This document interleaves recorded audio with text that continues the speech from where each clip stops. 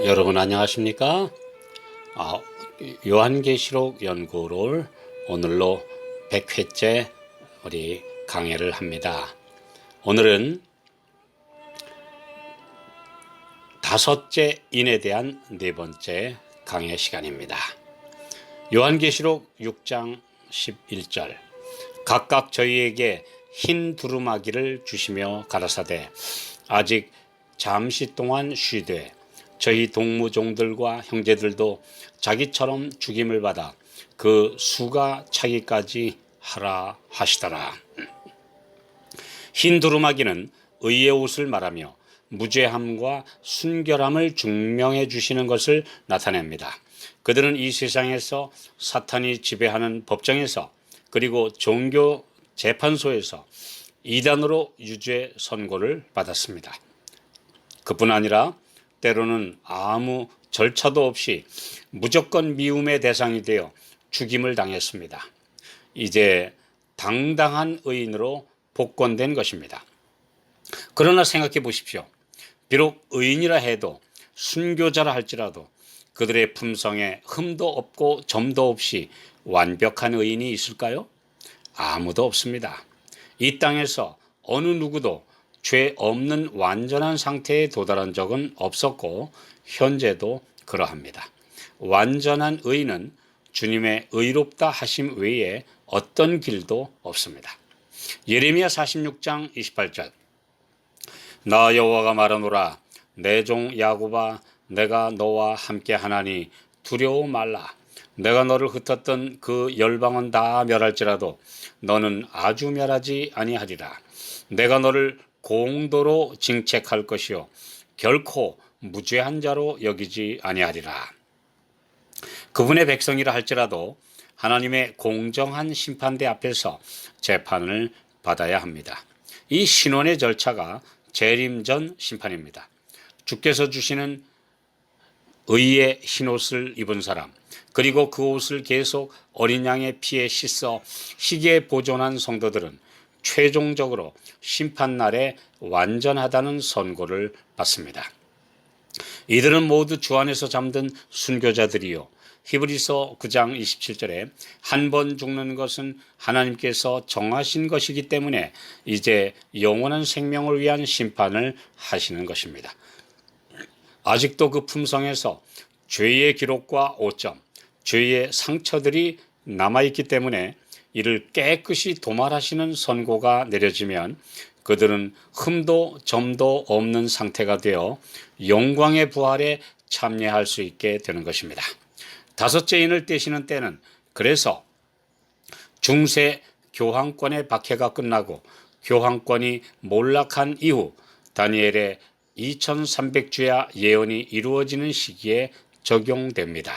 이 재림전 심판의 시기는 1844년에 시작되었으므로 그 전까지는 순교자들을 포함한 죽은 성도들이 신원함을 받지 못한 채 있었으나 이제 흰 두루마기를 받을 때가 된 것입니다. 그러나 아직 재림의 때가 된 것은 아닙니다. 그래서 아직 잠시 동안 쉬라고 말씀하시고 있습니다.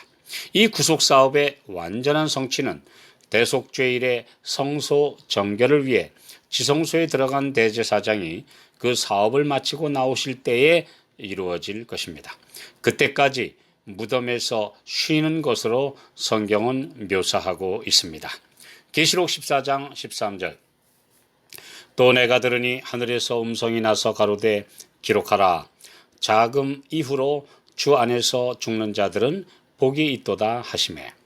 하나님의 시간표는 영원 전부터 세워져 있습니다. 구속의 계획과 이의 완전한 성취는 반드시 그분의 계획대로 이루어질 것입니다. 이 계획에 따라 각 시대마다 신실한 주의 종들이 순교를 당하며 대다수는 순교당하지는 않았지만 핍박을 당했기 때문에 참된 증인이 될 수 있었고 하늘은 이들을 모두 순교자 마르투레스 즉 나의 증인들로 인정하십니다. 이 땅에서 성도들이 번영하고 부요하고 잘 되는 것이 하늘에 적합한 사람들로 만드시는 일에 오히려 방해가 된다는 사실을 너무도 잘 아시는 그분께서 잠시 참으라고 위로하고 계십니다. 살아생전 주님을 위한 고난의 증인들이 되는 것이나 혹은 순교자가 되는 끔찍한 경험이 더 안전하고 확실하게 영원한 상급을 얻는 길임을 분명히 가르치고 계십니다. 이 땅에서 우리는 번영하고 잘 되는 길보다 오히려 주님 은혜 안에서 가난하고 또 누가 알아주지 않는 좁은 길을 가는 것이 더 주님께서 보시기에 확실하게 하늘로 향해 가는 길임을 아시기에 주께서 우리에게 허락해 주신 것뿐입니다. 우리는 주님 앞에 불평하지 않고 좁은 길을 가게 되시기 바랍니다. 동무종들과 형제들이라는 말은 정확히 번역하면 동무종들, 즉 형제들입니다. 하늘 창고에 거둘 알곡들이 익어서 그 수가 차기까지 수확하시기 위해 기다리고 계심을 말씀하신 것입니다. 창세기 1장 28절에서 하나님께서는 인류를 창조하신 후 생육하고 번성하여 땅에 충만하라고 말씀하셨습니다. 비록 사탄의 유혹에 넘어가 죄악이 충만한 세상이 되어버렸지만 구세주의 희생의 십자가는 결국 그 창조시 하셨던 선언을 성취시키실 것입니다. 구속받은 의인들이 새로 재창조된 이 땅을 충만하게 채울 것입니다. 각 시대마다 있었던 신실한 성도들이 아무라도 능히 셀 수 없는 큰 무리로 보좌 앞에 서게 될 때 이 충만함이 완성될 것입니다. 오늘날 기독교가 번창한 나라에서 세속화가 더 심하게 일어나고 있음을 볼 때 성도들에게 시련과 고통이 절대 하나님이 허락하시는 가혹한 처사가 아니라는 사실을 깨닫게 됩니다. 시편 119편 67절 고난당하기 전에는 내가 그릇 행하였더니 이제는 주의 말씀을 지키나이다. 이런 간증을 하는 성도들이 오늘날 평안한 시기에도 많음을 종종 볼 수 있습니다. 하나님께서 정하신 때가 되면 그분은 분명히 심판하실 것입니다.